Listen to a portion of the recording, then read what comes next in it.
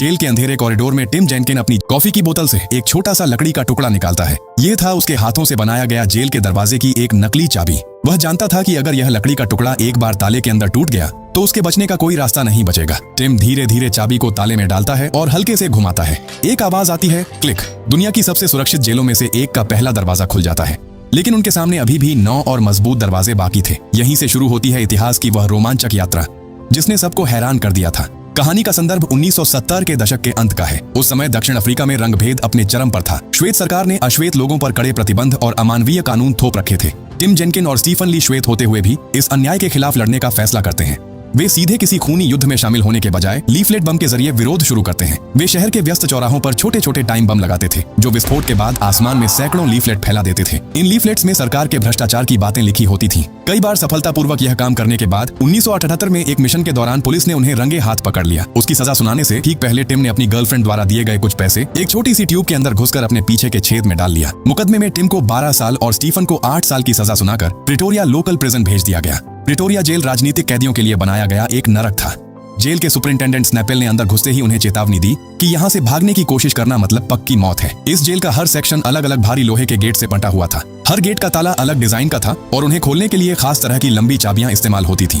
यहाँ कैदियों को 24 घंटे कड़ी निगरानी में रखा जाता था और जरा सा भी नियम तोड़ने पर उन्हें एकांत कोठरी में बंद कर दिया जाता था। प्रिटोरिया जेल में दाखिल होने के बाद टिम जेनकिन ने सबसे पहली जो चीज नोटिस की वह थी यहाँ के दरवाजों की संरचना। यह कोई साधारण जेल नहीं थी। जब टिम अपनी सेल में दाखिल हुआ तो उसने समझ लिया कि ये ताले आम तालों से कहीं ज्यादा बड़े और जटिल हैं। गार्ड जब उन विशाल लोहे की चाबियों से ताले घुमाते थे तो पूरे कॉरिडोर में एक भारी धातु की आवाज गूंज उठती थी। इस जेल से भागने के रास्ते में सबसे बड़ी रुकावट थी 10 महत्वपूर्ण गेट। पहला गेट था खुद कैदियों की सेल का, उसके बाद एक एक करके कॉरिडोर गेट, सेक्शन गेट और आखिर में जेल का मुख्य फाटक आता था। हर गेट का ताला अलग था और उनका मैकेनिज्म भी अलग अलग था। खासकर बाहरी गेट इस तरह बनाए गए थे कि उन्हें अंदर से खोलना लगभग नामुमकिन था। जब गार्ड कॉरिडोर में चलते थे तो उनकी कमर से लटकी चाबियों के गुच्छे में से हर गेट के लिए सही चाबी चुनते थे। जेल में कैदियों की पहली रात असहनीय सन्नाटे से भरी थी। टिम और स्टीफन को साथ साथ लेकिन अलग अलग 2 सेल में रखा गया था। बीच में ठोस दीवार होने की वजह से एक दूसरे को देखने का कोई तरीका नहीं था। वे दीवार पर हाथ रखकर एक तय लय में खटखटाकर एक दूसरे को संकेत भेजते थे ताकि कम से कम यह समझ सकें कि वे ठीक हैं। अगली सुबह जब सेल का दरवाजा खोला गया तो उन्हें डाइनिंग एरिया में ले जाया गया। वहां उनकी मुलाकात डेनिस गोल्डबर्ग नाम के एक वरिष्ठ कैदी से हुई। डेनिस उन्हें जेल के अनलिखे नियम समझा रहे थे। वे बता रहे थे कि कैदियों के कपड़ों के रंग के फर्क से ही पता चलता है कि कौन कितना खतरनाक अपराधी है। जिनके कपड़ों का रंग अलग होता है उन पर निगरानी भी अलग स्तर की होती है। खाने की मेज पर बैठे हुए टिम ने एक अमानवीय दृश्य देखा। एक अश्वेत कैदी को मामूली सी वजह से गार्ड बेरहमी से पीट रहे थे। डेनिस ने आह भरते हुए कहा, यहाँ रंगभेद जेल के अंदर भी गहराई से जड़ें जमा चुका है। यहाँ पर दानिश कहता है, अश्वेत कैदियों को सबसे कठिन काम दिए जाते हैं, जैसे गंदे बाथरूम साफ करना या भारी पत्थर ढोना। उनके ऊपर अत्याचार की मात्रा श्वेत कैदियों की तुलना में कहीं ज्यादा है। खाने के बाद जब उन्हें जेल के अंदर खाली जगह पर व्यायाम के लिए ले जाया गया तब डेनिस ने उन्हें भागने के खतरों के बारे में चेतावनी दी। उन्होंने कहा, इस जेल से भागने के बारे में भूल जाओ। चारों तरफ सर्च लाइट, दिन रात सशस्त्र गार्डों की निगरानी और ऊंची दीवारों पर कांटेदार तार लगे हैं। अगर कोई गार्ड किसी को भागते हुए देख ले तो वह एक पल भी देर नहीं करेगा गोली चलाने में। ये सब बोलकर दानिश वहां से चला जाता है। तभी वहां लियोनार्ड फोंटेन नाम के एक और कैदी का प्रवेश हुआ। लियोनार्ड, जो पहले से ही इन लोगों की बातें सुन रहा था, वह टिम और स्टीफन के पास आकर सीधे बोले, डेनिस की बात सुनकर घबराना मत, वह बहुत समय से यहाँ है, इसलिए उसका हौसला खत्म हो गया है। अगर तुम्हारे पास सच में भागने का कोई प्लान है तो मुझे बता सकते हो, मैं तुम्हारी मदद करूंगा। लियोनार्ड की आंखों में आजादी की तीव्र चाहत साफ झलक रही थी। वह जेल के नियम तोड़ने से नहीं डरता था। टिम को लगा लियोनार्ड ही उनके भागने के मिशन में सबसे बड़ा साथी बन सकता है। टिम, स्टीफन और लियोनार्ड जब जेल के मैदान में खड़े होकर चुपचाप बात कर रहे थे तभी ऊपर से सख्त मिजाज का गार्ड कमांडर उन्हें देख रहा था।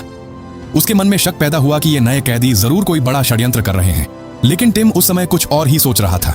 लगातार 23 दिनों तक उसने सिर्फ यही सोचा कि इस अभेद्य जेल से बाहर निकलने का सही रास्ता क्या हो सकता है। आखिरकार वह एक नतीजे पर पहुंचा, सुरंग खोदकर या दीवार फांदकर नहीं, बल्कि इसी जेल की चाबी से जेल का दरवाजा खोलकर ही उसे निकलना होगा। उसने एक कागज का टुकड़ा लिया और बहुत सावधानी से उसे ताले के छेद के अंदर डाल दिया ताकि यह समझ सके कि ताला कितना गहरा है और उसके अंदर के लीवर कहाँ स्थित हैं। अगले दिन टिम ने अपनी इस अजीब योजना के बारे में लियोनार्ड को बताया। लियोनार्ड यह सुनकर हैरान रह गया। उसने कहा, यह असंभव है, हर गेट का ताला अलग है और उन तालों को ठीक से देख पाना भी लगभग नामुमकिन है। लेकिन टिम हार मानने वाला नहीं था। उसने लियोनार्ड को याद दिलाया कि उन्हें जेल की लकड़ी की वर्कशॉप में काम मिला है और यही उनका सबसे बड़ा मौका है। उसने बताया कि वह लकड़ी से चाबी बनाएगा, लेकिन एक ही समस्या थी, गार्डों के पास जो चाबियां थीं, उन्हें बहुत करीब से देखे बिना उनका सटीक माप लेना संभव नहीं था। इसके लिए उन्होंने एक अनोखी तरकीब निकाली। स्टीफन और लियोनार्ड ने जेल के अंदर छोटी मोटी गड़बड़ी और हंगामा करना शुरू कर दिया।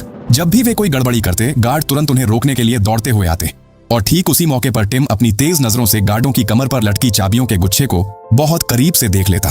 खाने के समय, व्यायाम के समय, यहाँ तक कि लकड़ी की वर्कशॉप में काम करते समय भी टिम का एकमात्र ध्यान उन्हीं चाबियों पर रहता था।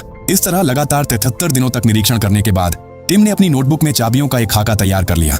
उसने एक दिलचस्प पैटर्न नोटिस किया। उस समय के लॉक सिस्टम आज की तरह उन्नत नहीं थे, इसलिए ज्यादातर चाबियों का आकार और बनावट लगभग एक जैसी थी। टिम समझ गया कि अगर वह एक परफेक्ट मास्टर की बना सके तो कई दरवाजे खोले जा सकते हैं। इसके बाद शुरू हुआ लकड़ी की वर्कशॉप में छिपकर चाबी बनाने का एक बेहद खतरनाक और गोपनीय काम। आखिरकार कई दिनों की कड़ी मेहनत के बाद टिम ने अपनी पहली लकड़ी की चाबी बना ही ली, पर कुछ काम अभी बाकी था, इसलिए वह चाबी की आखिरी फिनिशिंग कर रहा था। तभी काम खत्म होने की घंटी बज गई। सब लोग लाइन में बाहर निकल गए, लेकिन टिम जल्दी जल्दी अपना काम पूरा करने की कोशिश कर रहा था। यह बात वार्डन की नजर में आ गई और उसके मन में शक पैदा हो गया। वार्डन ने तुरंत सबको रोककर कड़ी तलाशी लेने का आदेश दे दिया, पर टीम ने पहले ही चाबियां की पीस छुपा ली थी। हर कैदी को एक एक कॉफी फ्लास्क दिया गया था, गर्म पानी या कॉफी पीने के लिए। टिम ने अपनी बनाई हुई चाबियां और उन्हें घिसने के छोटे छोटे औजार एक कपड़े में अच्छे से लपेटकर फ्लास्क के नीचे वाले गुप्त हिस्से को खोलकर अंदर छिपा दिए। वार्डन एक एक करके सबके कपड़ों की जांच कर रहा था, यहाँ तक कि वह फ्लास्क को भी हिलाकर देख रहा था कि अंदर कुछ छिपा तो नहीं है।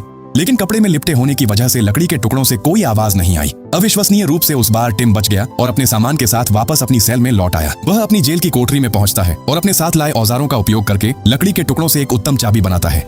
उसने चाबियों को छिपाने के लिए अपने कमरे की इलेक्ट्रिक लाइट के ऊपर का हिस्सा खोलकर वहां एक गुप्त जगह बना ली। रात के समय वह चाबियों को सही आकार देने के लिए अपनी सेल के ताले में डालकर जांच करता था। एक दिन देर रात उसने बेहद हिम्मत के साथ चाबी को ताले के अंदर गहराई तक डाला और हल्का सा दबाव दिया। तभी एक जादुई आवाज आई। उसकी सेल का पहला दरवाजा खुल गया।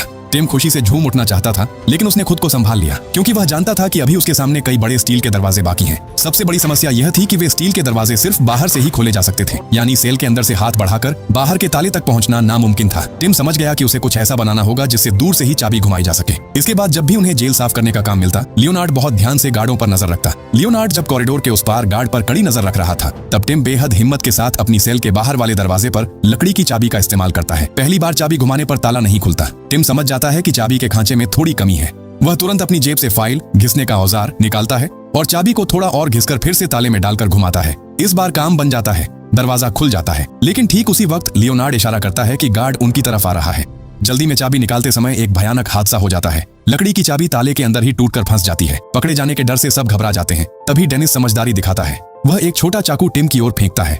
टिम तुरंत उस चाकू से ताले के अंदर फंसे लकड़ी के टुकड़ों को निकाल देता है और सब वहां से हट जाते हैं। क्योंकि चाबी टूट गई थी तो दरवाजा बंद नहीं होता। थोड़ी देर बाद एक मोटा गार्ड आता है, पर वह दूर से देखकर चला जाता है। बाद में टिम मौका देखकर हाथ से दरवाजा बंद करने की कोशिश करता है, लेकिन ताला अंदर से लॉक नहीं होता। शाम को जब एक और गार्ड राउंड पर आता है, तो वह देखता है कि टिम का दरवाजा थोड़ा खुला है। वह किसी शक के बिना इसे सामान्य गलती समझकर चाबी से दरवाजा लॉक कर देता है और चला जाता है। अगले दिन हम लियोनार्ड को एक भावुक पल में देखते हैं। उसका छोटा बेटा और पत्नी उससे मिलने आए थे। लियोनार्ड उसके बेटे को बताता है कि मैं बहुत जल्दी घर आऊंगा। पढ़ना भी उसका हाथ कांच पर लग जाता है। लेकिन तभी एक निर्दयी गार्ड आकर बिना वजह उस पर चिल्लाने लगता है, जिससे उसका छोटा बेटा डर जाता है। लियोनार्ड की पत्नी हालात संभालते हुए बच्चे को लेकर वहां से चली जाती है। अपमान और गुस्से से लियोनार्ड का दिल टूट जाता है। वह सीधे टिम और स्टीफन के पास जाता है। उसकी आंखों में आग होती है और वह दृढ़ आवाज में कहता है, अब बहुत हो गया, मैं एक पल भी यहाँ नहीं रहना चाहता। जितनी जल्दी हो सके हमें यहाँ से निकलना होगा। इसी तरह काफी समय बीत गया और टीम ने और भी कई चाबियां बना ली, ताकि भविष्य में कोई समस्या न हो, क्योंकि चाबी फिर से इसी तरह टूट सकती थी। फिर अचानक एक दिन लियोनार्ड के दिमाग में अचानक एक आइडिया आता है। वह टिम से कहता है, मेरे पास एक मजबूत धागा है। अगर हम चाबी के साथ धागा बांधकर उसे स्टील गेट के उस पार भेज सकें तो कैसा रहेगा? टिम हंसकर जवाब देता है, धागे से चाबी को ताले में डाल भी दिया तो उसे घुमाएगा कौन?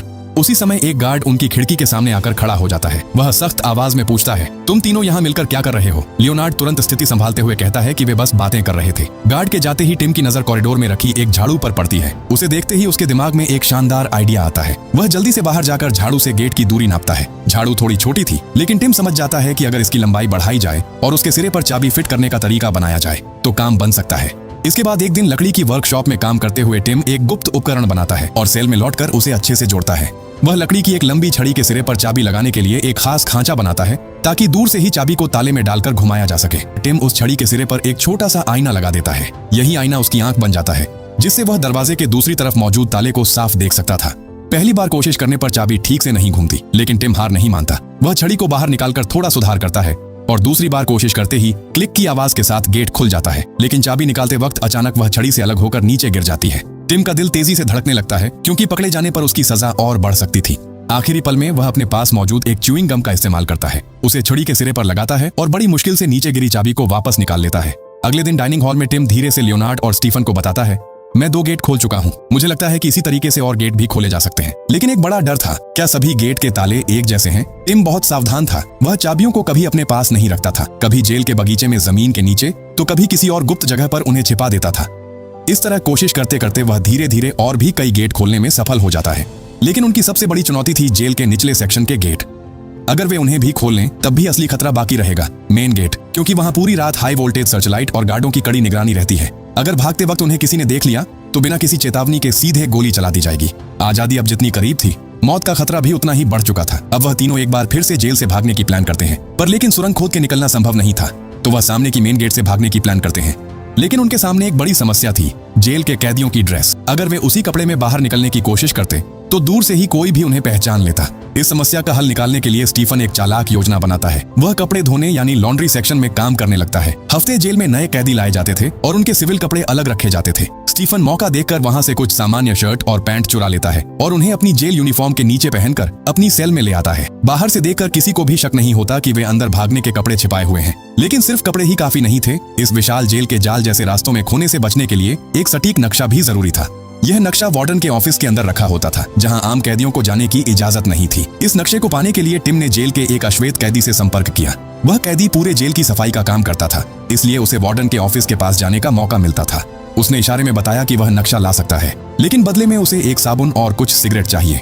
टिम के पास उसकी गर्लफ्रेंड द्वारा दिए गए छिपे हुए पैसे थे, जिनसे वह कैंटीन से ये चीजें खरीद सकता था। लेकिन सीधे लेन देन करने पर गार्डों की नजर में आने का खतरा था, इसीलिए टिम ने एक अनोखा तरीका अपनाया। उसने एक डस्टबिन के नीचे च्यूइंग गम से साबुन और सिगरेट चिपका दिए। थोड़ी देर बाद वह अश्वेत कैदी सफाई करने के बहाने वहां आया और अपना सामान ले गया, और बदले में वहां जेल का नक्शा बना हुआ एक कागज छोड़ गया। इस तरह टिम के हाथ वह कीमती नक्शा आ गया। अब उनके पास चाबियां थीं, नक्शा था और भागने के कपड़े भी तैयार थे। आजादी के लिए आखिरी काउंटडाउन शुरू होने का समय आ चुका था। सब कुछ तैयार करने के बाद टिम ने फैसला किया कि भागने के आखिरी दिन से पहले पूरे रास्ते को एक बार टेस्ट करना जरूरी है, खासकर नीचे की मंजिल के दरवाजे, जिन्हें उसने पहले कभी नहीं खोला था। इस खतरनाक मिशन में उसने लियोनार्ड को अपने साथ लिया। दोनों ने चालाकी से अपने बिस्तर पर तकिया और कपड़ों से इंसान जैसी डमी बना दी, ताकि रात में गार्ड टॉर्च मारकर देखें तो लगे कि वे गहरी नींद में सो रहे हैं। इसके बाद उन्होंने अपनी बनाई चाबी से सेल का दरवाजा खोला और चुपचाप कॉरिडोर में निकल आए। अब उनका लक्ष्य था नीचे की मंजिल के वे कठिन गेट। नीचे पहुंचकर टिम ने पहले दरवाजे में चाबी लगाई। पहली चाबी काम नहीं आई। टिम के माथे पर पसीना आ गया। उसने तुरंत दूसरी चाबी निकाली और कोशिश करते ही दरवाजा खुल गया। लेकिन उसी पल ऊपर से भारी बूटों की आवाज सुनाई दी। नाइट गार्ड अपने राउंड पर आ रहा था। टिम और लियोनार्ड बिना एक सेकंड गंवाए पास के एक अंधेरे स्टोर रूम में जाकर छिप गए। गार्ड जब कॉरिडोर से गुजर रहा था तो हर सेल में झांक कर देख रहा था। टिम की बनाई डमी काम कर गई और गार्ड बिना शक किए आगे बढ़ गया। खतरा टलते ही वे स्टोर रूम से बाहर निकले और अगले गेट की ओर बढ़े। यह गेट गार्ड के मुख्य ऑफिस के ठीक पास था। टिम ने एक छोटे आईने से दीवार के पीछे से झांक कर देखा कि अंदर कोई है या नहीं। ऑफिस खाली देखकर उसने सावधानी से एक और चाबी लगाकर गेट खोल दिया। टिम जानता था कि इस समय कोई गलती नहीं होनी चाहिए। हर चाबी लगभग एक जैसी दिखती थी, लेकिन उनके छोटे छोटे फर्क उसे याद थे। ताकि भागने की रात वह घबराए नहीं, उसने हर चाबी पर छोटे छोटे निशान बना दिए। थोड़ी देर बाद जब गार्ड ऊपर के सभी कमरों को चेक करके वापस नीचे आ रहा था तो वे फिर से उसी अंधेरे स्टोर रूम में छिप गए। गार्ड के जाने के बाद उन्होंने सावधानी से सभी दरवाजों को वापस लॉक किया और अपनी सेल में लौट आए। अब उन्हें यकीन हो गया था कि चाबियां सही काम कर रही हैं। अब बस सही वक्त का इंतजार था। भोर रात में सफल रिहर्सल खत्म करके टिम अपनी सेल में लौटता है और लकड़ी की चाबियों के टुकड़ों को एक मग के अंदर टूथब्रश के साथ छिपा देता है। सुबह गार्ड आकर टिम को जगाते हुए शक भरे अंदाज में पूछता है, क्या बात है, अभी तक सो रहे हो? रात भर जागे थे क्या? टिम किसी तरह सॉरी कहकर बात संभाल लेता है। बाहर निकलते ही वह एक अजीब माहौल देखता है। आज जेल की हर सेल में अचानक तलाशी चल रही थी। लियोनार्ड के कमरे से उसके परिवार के भेजे गए खत गार्ड छीन लेते हैं, जिससे वह गुस्से में चिल्ला रहा था। दूसरी तरफ खुद वार्डन टिम की सेल की तलाशी लेने आता है।